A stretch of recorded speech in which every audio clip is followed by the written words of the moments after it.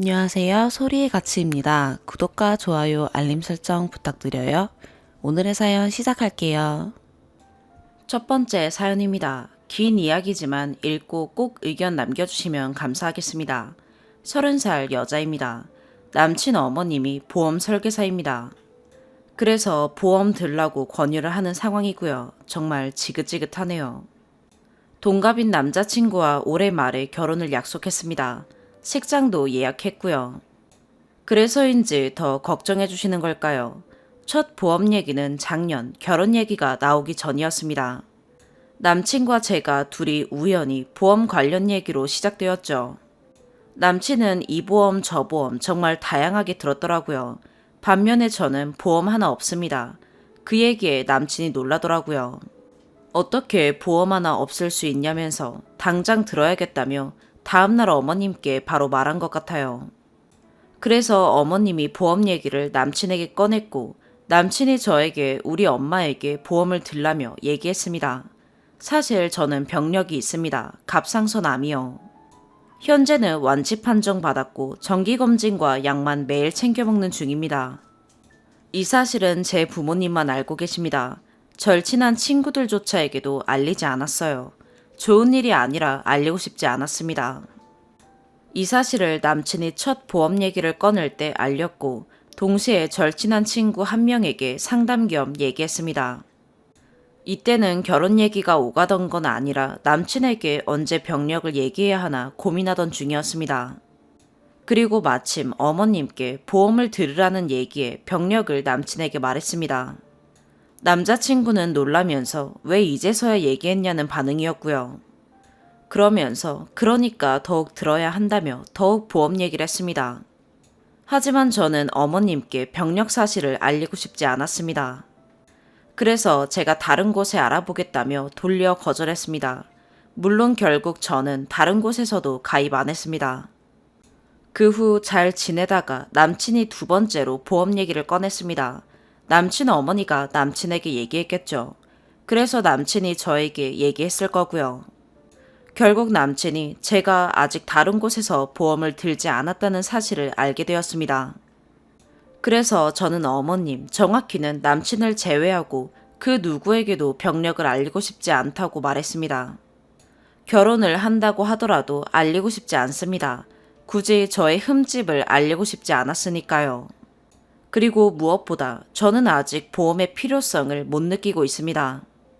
어쨌든 이때도 거절했습니다. 몇 개월 후 저희는 결혼을 약속했습니다. 그래서일까요? 이번에 보험 얘기가 또 나옵니다. 보험료가 오른다면서 남자친구가 제 주민등록번호를 알려달라고 합니다. 물론 얘기는 어머님이 꺼내셨을 거고 이걸 남친이 저에게 얘기하는 거죠. 그래서 보험 안 든 사람도 많다고 얘기하니 이해가 안 된다네요. 사실 제 주변은 남친만큼 보험 많이 든 사람이 없습니다.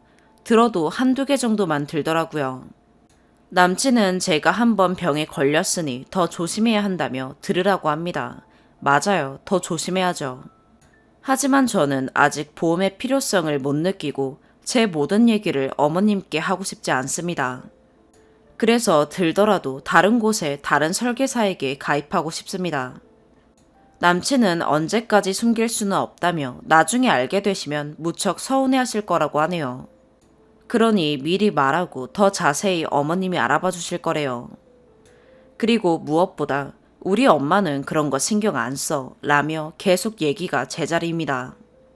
신경을 아예 안 쓸 수 있을까요? 어머님이 보험 설계사로 계속 일하신다면 보험 얘기는 계속 나올 테죠.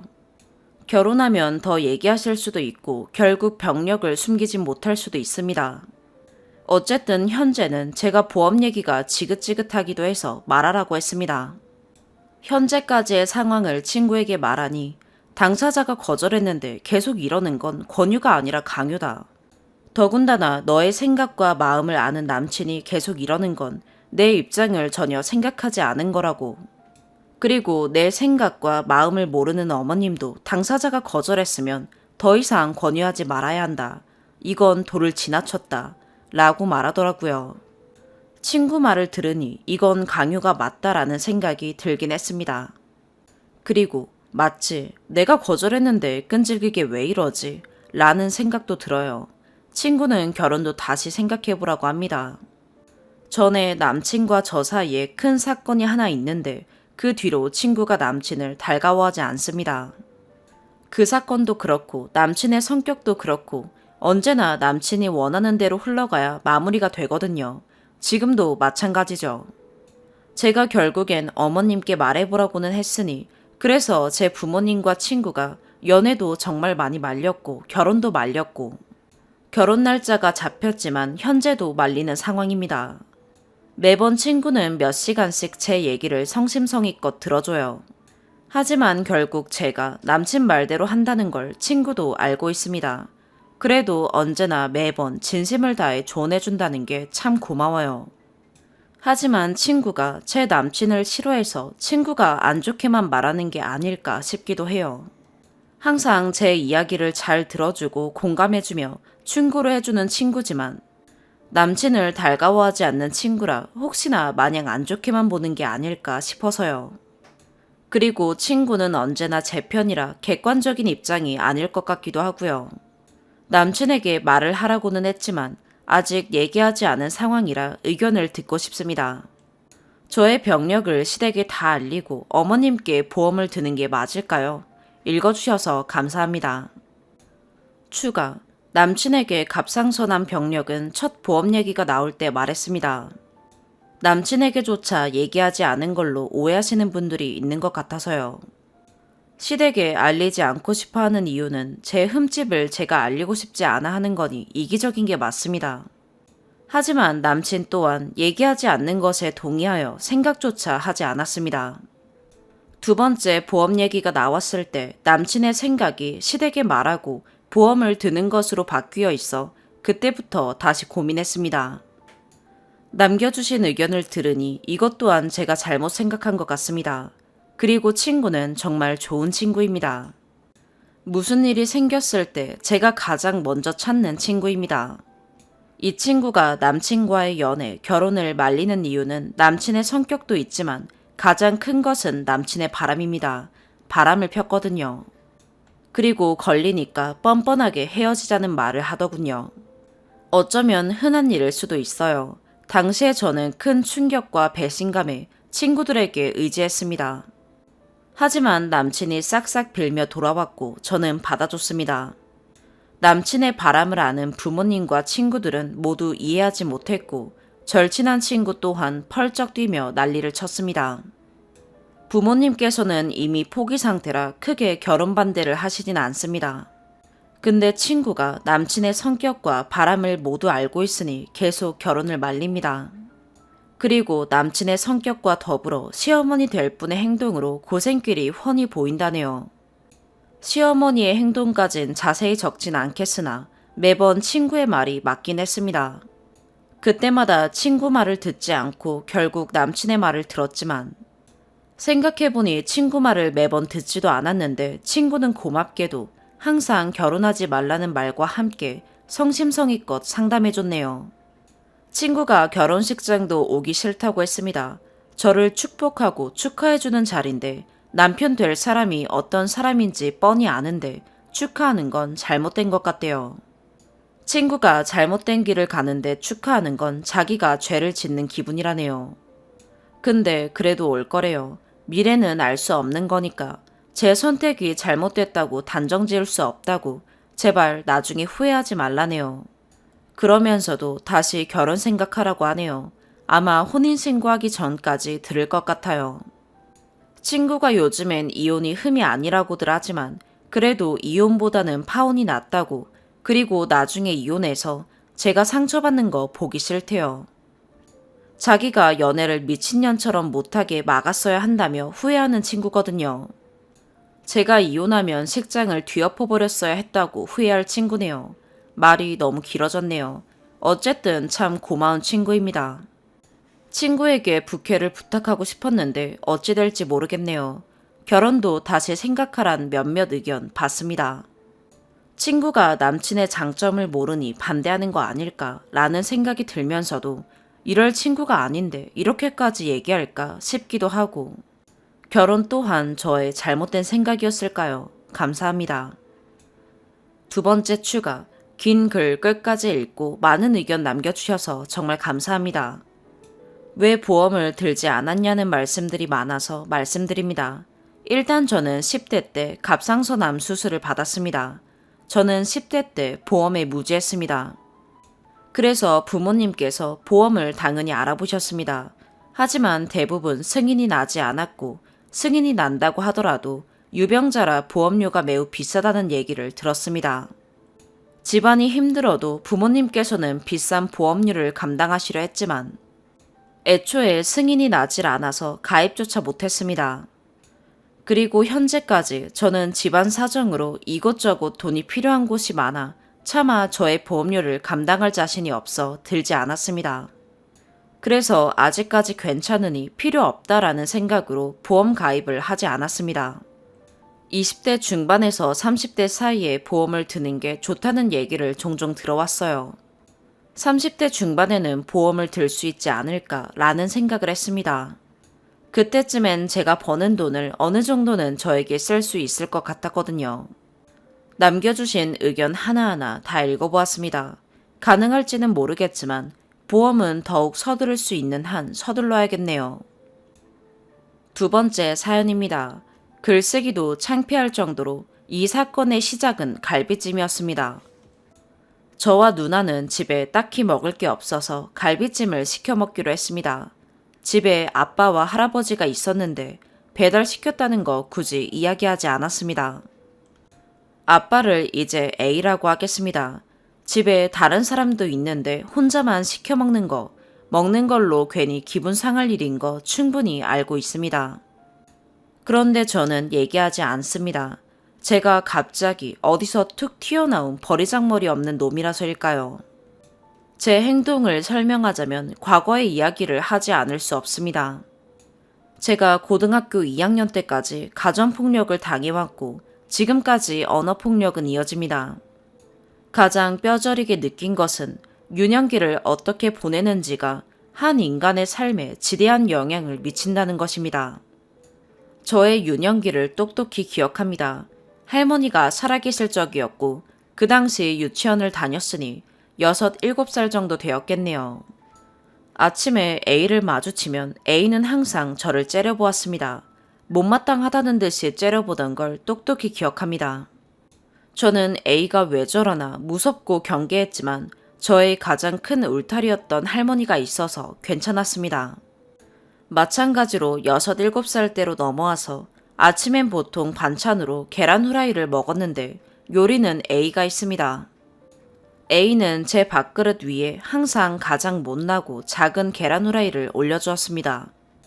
저는 그 6, 7살 당시 상에 수저를 놓는 담당이었고 배운 대로 윗사람부터 수저를 놓았고 제 수저를 가장 마지막에 놓았기 때문에 계란 후라이 역시 제가 가장 작은 것을 받는구나 라고 생각했고 한편으론 A가 나를 싫어한다 라는 느낌을 받았습니다.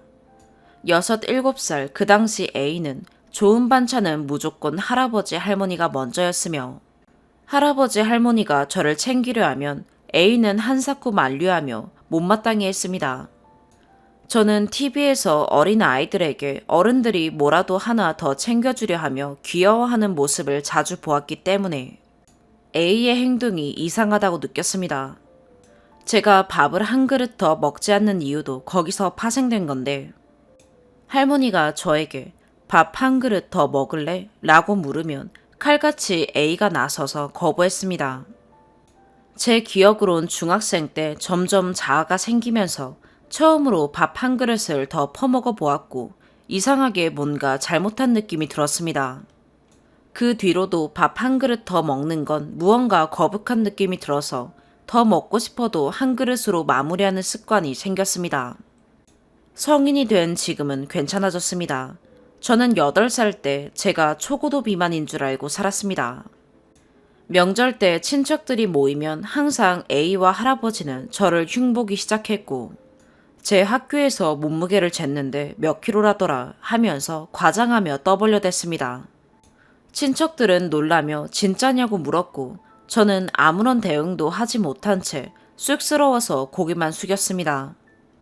그러다 사촌동생이 땡땡 오빠 별로 살 안 쪄 보이는데 라고 말하자 A는 제 뱃살 감춘 거야. 뱃살 엄청 많다.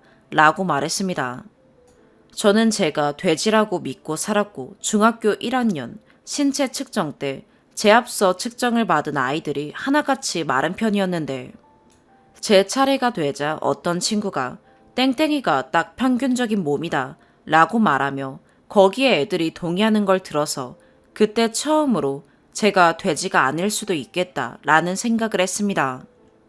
저는 10살쯤부터 초등학생들이 주로 쓰는 알림장을 A에게 검사받았고 A의 기분이 갑자기 좋지 않을 때 저를 혼내기 위한 명분으로 많이 이용되었습니다. 글씨가 이상하거나 내용이 빈약하면 크게 혼났습니다. 내용이 빈약하다면 그것은 담임선생님이 전달할 메시지가 별로 없으셨던 것 뿐인데 그게 말이 되냐며 담임선생님이 하는 말을 다 받아 적으라고 억울하게 혼이 났고 글씨는 반에서 가장 글씨 잘 쓰기로 인정받았음에도 불구하고 글씨를 못 쓴다며 혼났고 지금은 누가 봐도 글씨 잘 쓴다고 칭찬 한 번씩은 듣는 저주받은 글씨 솜씨를 가지게 되었습니다. 참고로 알림장 검사가 시작된 이후로 혼나지 않기 위해 글씨가 늘었습니다.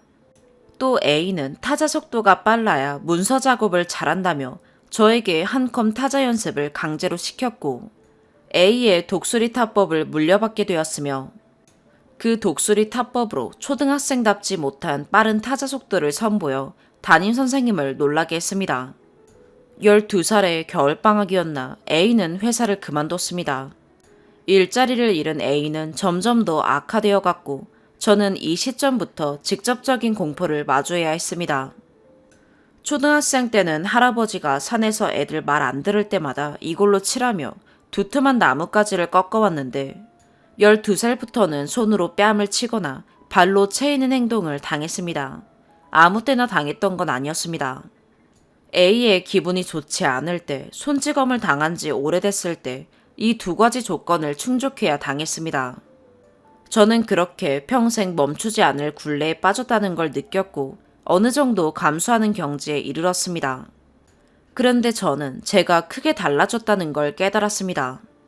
A가 일자리를 잃고 종종 입 밖으로 내던 살기가 싫다 라는 소리들. 저는 그 말에 굉장히 충격을 받고 A가 없으면 어떡하지 라며 아무리 사랑 못 받고 자랐어도 A가 떠나지 않길 바라며 걱정이 되어 등굣길에 한 번 더 집 옥상을 쳐다보고 그래도 불안해서 신발 주머니를 놓고 온 척 집에 다시 돌아왔습니다. 그런데 어느 순간 A가 세상에 없는 상황을 떠올려 보았는데 전혀 두렵지가 않았습니다. 어릴 적 저는 분명 A가 떠날까봐 걱정하며 슬퍼했는데도 말이죠.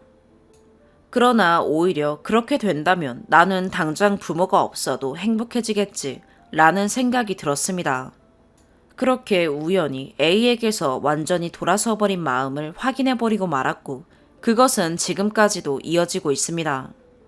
제 마음을 확인한 순간부터 A가 저를 손찌검할 때마다 아무런 원망이 들지 않았고 이 사람이 너무나 추해 보였습니다. 저는 마치 성인이 되기만을 기다리는 감정 잃은 꼭두각시가 되어버린 것 같았습니다. A는 제가 고등학교 2학년 때 택시 운전사가 되었고 그때부터는 폭력이 거의 없어졌으며 저에게 용돈도 챙겨주고 아침에 학교 갈 때 먹으라고 김밥을 사놓고는 했습니다. 종종 이런 사람이었습니다. 해를 가하다가도 다음 날이 되면 친한 척을 해대는 사람이었습니다. 멍청한 저는 얼었다 녹았다 하는 마음으로 제가 맞은 것을 까먹기도 했습니다. 하지만 그것도 언젠간 안 통할 수법이기에 끊임없이 마음속으로 되새기며 잊지 말자고, 절대 잊지 말자고, 저 사람이 저렇게 날 짓밟고 욕해대는 추한 모습을 꼭 기억하자고 다짐했고 A가 일자리를 얻고 약간의 활력을 얻어서 저에게 용돈을 주고 김밥을 사놓다고 한들 저는 겉으로만 잠잠한 척했고 속으로는 마음의 거리를 단 1cm도 좁히지 않았습니다. 그리고 성인이 된 지금 폭력은 사라졌지만 언어폭력은 간간히 남아있고 미성년일 때보다 저는 훨씬 마음의 안정을 얻고 살아가고 있었으나 간간히 마찰이 있는 날이면 성인이 된 저는 크게 맞서 싸우기 시작했습니다. 20살일 때 저는 집을 한 달 정도 나갔습니다. 저의 퉁명스럽고 독단적인 성격에 A가 화를 내고 저는 더 크게 맞서 화를 내었습니다. 그런 싸움이 한 번은 크게 벌어져서 저는 A에게 당신은 나를 막대했다. 그리고 저기서 마치 안방 드라마를 보듯 잠에서 깨 이 상황을 일관하고 있는 할아버지도 함께 나를 방치했다. 라고 폭탄을 터뜨려 버렸습니다. A와 할아버지는 인정은커녕 뜬금없는 소리를 들은 듯 기가 찬 듯 행동했고 저는 이 인간들에게 사과란 기대할 수도 없으며 평생 나 혼자 안고 살아가야 하는구나 깨닫고 집을 나갔습니다. 이 글은 A를 중점적으로 쓰여졌지만 할아버지는 제가 7살에서 10살 시절 항상 일주일에 한두 번씩 술을 먹고 들어와 정신교육이란 명목으로 3시간 내내 앉혀두고 떠들어댔고 할아버지가 술을 마신 날이면 항상 구석에 웅크려 벌벌 떨었습니다. 한 달여간의 가출은 길에서 우연히 A를 마주친 것으로 끝났고 저는 혼자만의 시간이 필요하다고 고시원에 보내달라고 했습니다. 그리고 몇 달 뒤 저는 상의 없이 입대 신청을 해서 군대에 가게 되었고 A는 상의가 없었다며 화를 냈지만 저는 A에게 상의할 일말의 가치도 느끼지 못해서 그렇게 했던 것뿐입니다. 제가 군대에 갔기 때문에 마주보는 일이 적어 큰 사건은 일어나지 않았습니다. 다만 제가 병장 때 마지막 휴가를 나왔을 때 시킨 초밥의 양이 적다며 너희만 먹으려고 시켰냐고 A가 심하게 화를 내며 누나에게 욕을 해댔습니다. A도 같이 먹을 수 있게 시킨 건데 주문 실수로 그렇게 와버렸습니다. 휴가를 나온 저는 저의 가출 사건을 끝으로 가정에 암묵적인 평화기가 왔다는 저의 착각을 완전히 깨주었고 이 인간은 변하지 않았다는 걸 다시 한번 깨닫게 되었습니다. 그리고 오늘 제가 전역한 지 2달이 되어가는데 맨 처음에 언급한 대로 갈비찜을 시켰습니다. CPA 준비하는 누나랑 먹으려고요. 애초에 누나 먹으라고 시킨 겁니다. 역시 A는 왜 말도 없이 니들끼리만 시켜 먹냐고 화를 냈습니다. 왜 말도 없이 시켰냐고 묻는다면 딱히 이유가 없어서요. 그냥 말할 이유가 없었어요. A는 저에게 그 정도 사람인 것 뿐입니다. 그런데 혼자서 저에게 무언가를 기대하고 실망해서 그렇게 날뛰는 게 너무 우스웠습니다. 그래서 조용히 하라고 단호하게 말했습니다. 저는 A에게 화를 내며 소리를 지른 적도 있지만 이번에는 결이 달랐습니다. A는 그것을 느꼈는지 도통 안 하던 말을 했습니다. 너는 내 아들도 아니야 라고요. 그리고는 A가 저보고 진지하게 친아들이 아니랍니다. 그 말을 듣고는 싶었습니다. 지금 내 출생의 비밀이 밝혀지는 건가 라는 호기심이었고 충격 따위는 없었습니다. 오히려 진짜 친아들이 아니었으면 좋겠다 라는 생각도 들었습니다. 그래놓고 A는 갑자기 앞뒤 안 맞는 소리를 해댔습니다. 원래 이혼할 때 네 엄마가 너랑 네 누나 한 명씩 맡아서 키우자고 했는데 내가 둘 다 데려온 거야. 언제는 친아들이 아니라면서 저는 A가 단순히 저에게 정신적 데미지를 넣기 위해서 그딴 소리를 했다는 걸 깨달았습니다.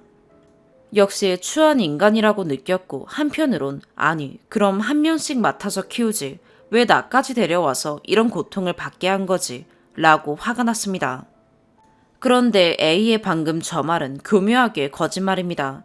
마치 부성애로 2명 다 데려온 척을 하지만 사실은 제 친엄마를 극도로 싫어하는 할아버지, 할머니가 아이를 뺏기기 싫어서 무조건 2명 다 데려오라 강제로 떠민 것 아닌가. 그래서 A 네가 나 어린 시절에 그렇게 째려보고 싫어했던 거잖아. 너는 우리 누나만 데리고 살고 싶어 했잖아. 나 4살 때 A 너는 우리 누나랑 잤고 나는 엄마랑 자던 거 기억해. 그렇게 편이 나뉘어 있었잖아. A는 또 다른 얘기를 시작했습니다. 나는 네가 나한테 거리를 두고 나를 아빠로 생각하지 않는다는 거 어렴풋이 알고 있었는데 맞지? 라고 말했고 저는 이 인간의 생각이 여기까지는 미치는구나 라고 속으로 놀라며 긍정했습니다. 이 대화는 긴가민가 하던 A와 저의 관계를 돌이킬 수 없게 만들었고 저는 연을 끊겠다고 마음을 먹게 되어 제가 이렇게 말했습니다. 앞으로 내 인생에 전혀 참견하지 말고 연락도 하지만 명절 때 친척들이 와서 나를 찾으면 딴소리 말고 네가 저지른 짓 다 고백해. A는 도대체 자기가 뭔 짓을 저질렀냐고 알려달랬지만 4개월 전 초밥때 일도 기억 못하는 A에게 말해봤자 어차피 소기의 경일기라 알려주지 않았습니다. 나는 네가 평생 모르고 살길 바란다고. 네가 사과하는 거 바라지도 않고 그냥 평생 모르고 살다가 가라고. 다만 남들한테 나 후레자식 만들지 말고 네가 저지른 그동안의 일이 쌓여서 내가 너랑 영 끄는 거다 라고 솔직하게 고백하라고 말했습니다. 믿지는 않았지만 A는 그러겠다 했고 저는 A에게 네가 나한테 끼친 부정적인 악영향들 보상으로 1,000만 원을 달라고 했습니다.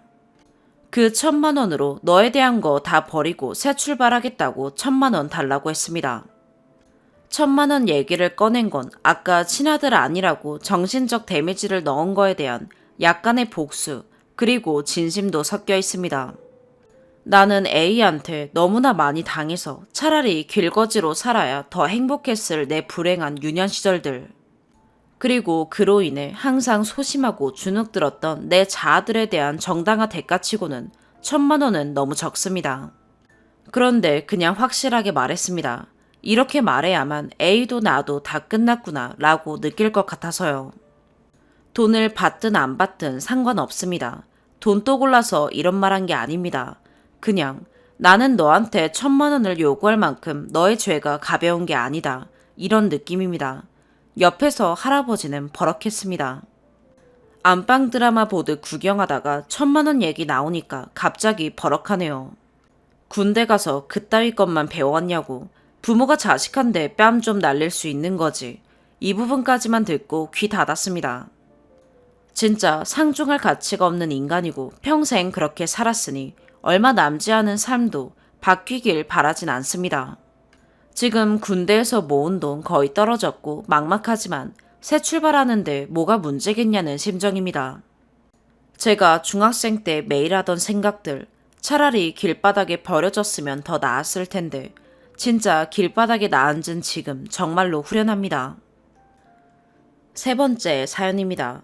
먼저 긴 글 죄송합니다.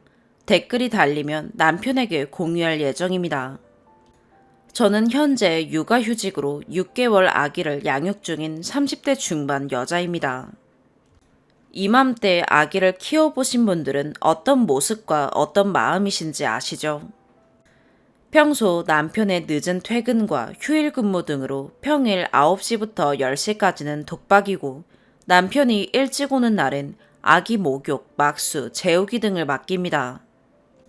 남편과는 20대를 거의 가득 채워 만났고 그 긴 연애 기간 동안 수많은 일이 있었지만 남편의 거짓말, 연애 극초기, 전 여친 연락, 잔다고 하고 친구 만남 등으로 인해 촉이 좋았던 제가 다 잡아내어 통화 내역 출력 등 들들 볶았던 그런 일들도 참 많았네요. 본론은 저도 사람인지라 아기가 예쁜 것과는 별개로 의사소통이 되지 않는 아가와 하루 종일 지지고 볶는 데서 오는 육아 스트레스가 턱끝까지 차오르던 요즘이었습니다. 지난 금요일 일이 많다며 야근한다던 남편이 자정이 넘은 시각에 귀가하였고 술 기운이 느껴져 물었더니 저녁 식사하면서 맥주 2잔 했다는데 이미 제 느낌상 이미 꽐라의 상태였습니다. 일단 샤워하라고 화장실에 밀어넣고 핸드폰을 확인하니 역시나 회사 지인들과 사적인 모임을 한 게 확인됐고 지난 주말 회사 출근한다고 했던 그날도 확인해보니 월미도 식당 등에 결제된 카드 내역을 확인했습니다. 거슬러 올라가니 또 지난달에도 회사 간다 한 날에 저랑 자주 갔던 식당에서 긁힌 내역도 확인되었습니다. 회사에서 갈 수 있는 거리가 아닙니다. 그걸 보고 화가 나지 않을 사람이 있을까요? 샤워를 마친 남편을 식탁에 앉혀 혹시 카드 잃어버리거나 누구한테 빌려줬냐 물었더니 당연히 없다고 하더라고요. 저도 열이 받아 나 이러이러한 거 봤다고 뭐냐고 물었더니 거짓말한 거 맞고 그곳에 제가 아는 본인 지인과 갔으며 술에 취해서 그런지 거짓말이지만 미안하지 않다고 그러더라고요. 그 얘기를 듣는 순간 열뻗쳐서 식탁 위에 있던 남편 컵을 바닥에 밀쳐 깨버렸네요. 자기가 솔직히 이야기하면 만나지 말라고 하고 싫은 소리 할 거 뻔하지 않냐고. 제가 거짓말 자체가 싫다고 아무리 작고 사소한 거라도 거짓말은 하지 말라고 수도 없이 이야기했는데 말이죠. 되려 그 거짓말을 합리화시키며 언성이 높아지는 도중 자던 아기가 깼고 술 취한 사람 상대할 기운도 남아있지 않아 나가라고 하고 저는 방에 들어왔네요. 그 다음날 소파에서 잔 남편은 또 출근하였고 그런 남편에게 네 기준의 사소한 거짓말이 우리 사이의 신뢰를 깼고 증거 내역으로 해명하지 않으면 결코 사소하지 않은 일로 만들 것이며 양가에 알리겠다. 메시지를 보냈더니 그날 메시지나 그 장소에서 그 지인과 찍은 사진을 보냈더라고요. 그래서 일단 집에 와서 얘기하라고 했고 퇴근한 남편이 아이를 재우고 나서도 아무 말 없길래 제가 얘기할 거 있지 않냐고 말하는 순간 다시 2차전이 시작되었습니다. 맨날 똑같은 레퍼토리입니다. 남편은 자기한테 너그럽지 않은 제 탓을 하고 저는 그래도 거짓말은 무조건 잘못된 거다 하고 그러면서 자기가 말하면서 열받는지 식탁 위에 있던 책, 펜, 매트 등을 하나씩 던지고 식탁 의자를 바닥에 밀치더라고요. 저는 그 와중에 또 아기가 깰까봐 전전긍긍하고요.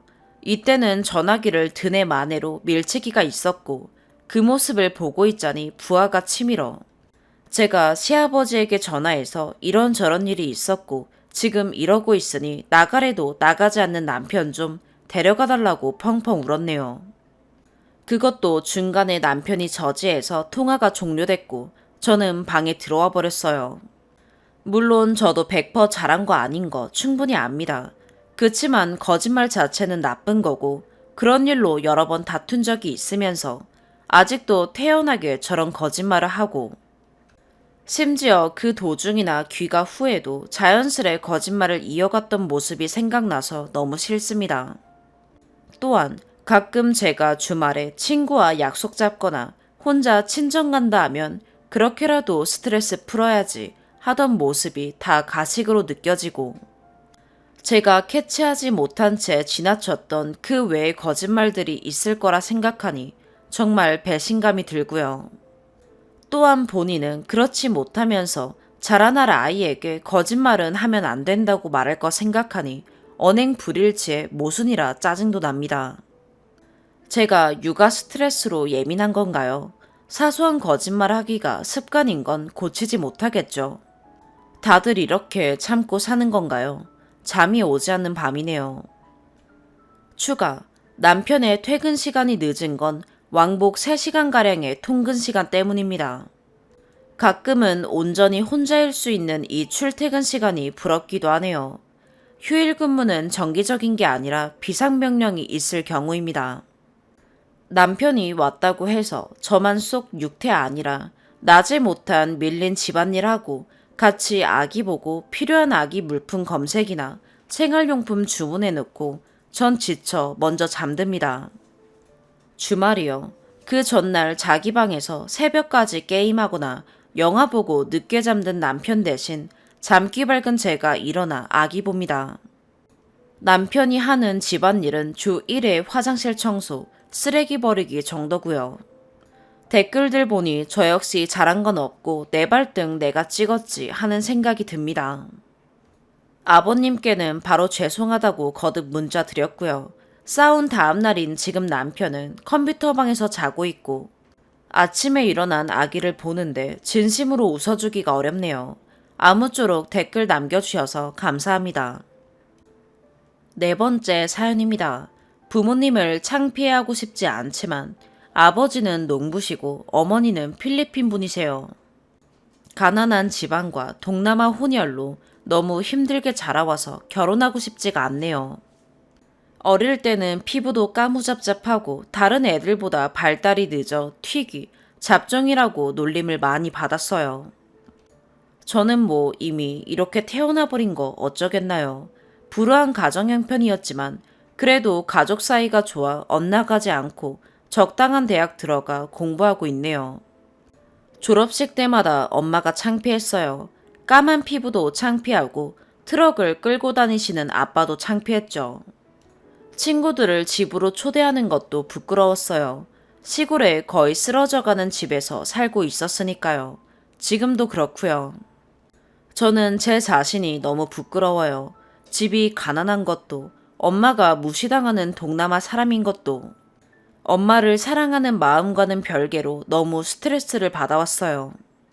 다행스럽게도 모난 곳 없이 태어나 살면서 고백도 많이 받아보고, 고등학교 다녔을 적엔 학교에서 제일 예쁘다는 소리도 들어봤지만 전 연애 한번 제대로 못 해봤어요. 연애를 하게 되면 부모님이 동남아 사람이란 걸 알려야 할 것 같고 집이 가난한 것도 남한테 들키고 싶지가 않아서요. 전 그냥 평생 이렇게 살고 싶어요. 너무 속상해요. 정말 저는 엄마를 너무 사랑하고 정말 감사스럽지만 꼭 한국에 와서 아빠랑 결혼하고 나를 낳으셔야 했을까? 제가 아들이 있어도 동남아 혼혈과 만난다고 하면 정말 싫을 것 같아요. 분명해요. 나 같은 게 왜 태어나가지고. 아무튼 이런 제가 창피해서 저는 평생 연애도 안 하고 결혼도 안 하고 싶네요. 그냥 신세한탄이었어요. 긴 글 읽어주셔서 감사해요. 추가. 잠을 안 자고 쓴 글이라 제가 봐도 참 못나게 썼네요. 가난한 농부이면서 어떻게 되는 이으려고 필리핀에서 여자 사서 저한테 이렇게 가난까지 대물림하고 아빠가 잘못한 거 맞죠? 원망스러워요.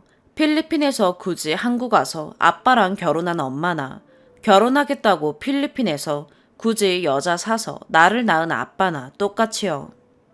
그리고 동남아 혼혈이면 절대 이쁠 수 없다고 비웃으시고 제 얼굴 유추하시면서 까시는데 저 얼굴로 욕먹어본 적 어릴 때 말고 없네요. 엄마가 스페인하고 필리핀 혼혈이셔서 그나마 얼굴이 괜찮게 나왔나 봐요. 이뻐요. 아빠도 잘생기셨어요. 나이 많고 젊을 적 보증 서서 망하신 것 때문에 농가 내려와 매매혼 하셨지만 둘 다 너무 원망스럽지만 얼굴 예쁘게 낳아주신 거는 감사할 정도예요. 그래봤자 매매혼인 건 변하지 않지만요. 매매혼이다 뭐다 해서 부모님 원망하는 글 싸지르는 못난 딸이지만 그래도 전 엄마를 엄청 사랑해요. 너무 사랑하고 감사해서 왜 필리핀 분이셔야 하는지 원망스러울 정도로 사랑하고 엄마 생각하면 가슴이 아파질 정도로 사랑해요. 일반 가정인 애들보다 제가 더 부모님께 잘해요. 항상 아침마다 엄마 출근하실 때 사랑한다고 감사하다고 말하는 사람 그쪽 분들 중에는 있나요? 집 가난해서 학원도 못 다니는데 엄마 더 고생시키기 싫어서 혼자 공부해서 장학금 받아가며 학교 다녀요. 제가 철이 없으면 뭐요? 본인 아니라고 막말하시는 분들 속상해요. 저에 대해 아무것도 모르면서 글 몇 줄에 저를 판단하고 저에 대해 지적질 하시는지 뭐 그냥 이렇게 관심 받을 줄 몰랐네요. 좋은 말 따끔한 충고 써주신 분들 다 감사합니다. 두 번째 추가. 그리고 저를 키워준 엄마를 원망스러워하는 게 아니라 필리핀 사람인 엄마를 원망하는 거예요. 저 바르게 키워준 엄마께 항상 감사하고 있어요. 혜택 다 받고 웅행웅 맞아요. 근데 일반 가정에서 태어났으면 저도 제대로 학원 다니고 미래 걱정하지 않았겠지요. 혜택은 받을 대로 다 받아놓고 입 싹 닫는 거 아니에요. 혜택 받아도 다른 일반 가정 애들보다 도태되니까 이러는 거예요. 불편하신 분들 정말 죄송해요. 그냥 신세 한탄일 뿐이었어요. 내가 이렇다 저렇다 다들 다 하시잖아요. 대학 무슨 전형으로 갔냐고 하셨는데 다문화 전형 쓰긴 썼어요. 그런데 대학 다문화 전형으로 넣은 것보다 일반 전형으로 넣은 더 높은 곳 합격해서 제 실력으로 학원 한 번, 과외 한 번 안 받고 정정당당하게 대학 갔어요.